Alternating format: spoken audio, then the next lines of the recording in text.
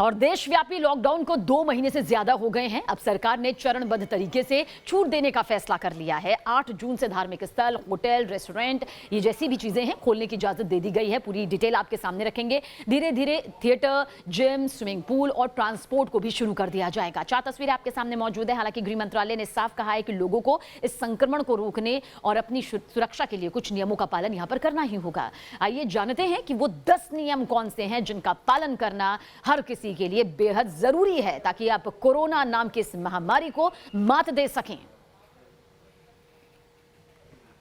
तो अनलॉक 1 की हम 10 बड़ी बातें बता रहे हैं। 8 जून से शॉपिंग मॉल खुल जाएंगे, हालांकि कुछ नियम कायदे कानून जरूर इसमें होंगे। होटल, रेस्टोरेंट 8 जून से खुलने जा रहे हैं। और साथ ही तीसरी बड़ी बात आपको बता दें कि 8 जून से सैलून भी खुल जाएंगे। चौथी बड़ी बात के तौर पर देखें तो 8 जून से धार्मिक स्थलों को शर्तों के साथ खोलने की मंजूरी दे दी गई है।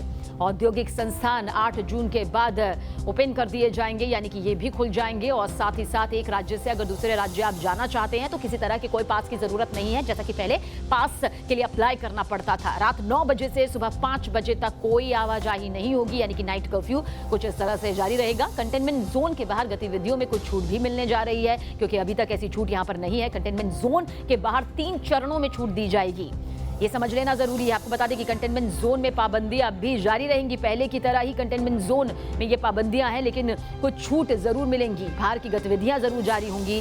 तो 8 जून से ये तमाम बदलाव यहां पर देखने को मिलेंगे होटल, रेस्टोरेंट को लेकर।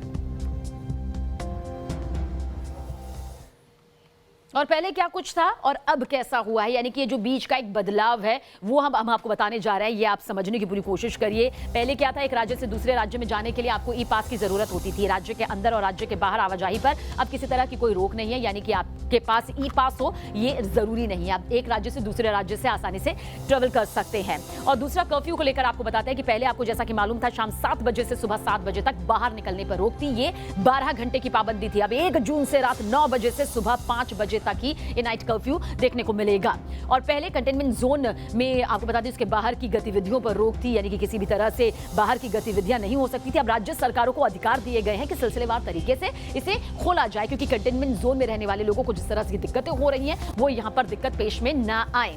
तो ये पहले क्या कुछ था और अब क्या कुछ है, अब पर ज्यादा ध्यान यहां पर दीजिए, क्योंकि इन्हीं नियमों को मानते हुए आपको आगे की जिंदगी को चलाना होगा और बहुत जरूरी है कि आप और हम इन नियमों का पालन करें। छोटा सा ब्रेक, बहुत जल्द हाजिर होते हैं। आप बने रहिए हमारे साथ, देखते रहें न्यूज़ नेशन।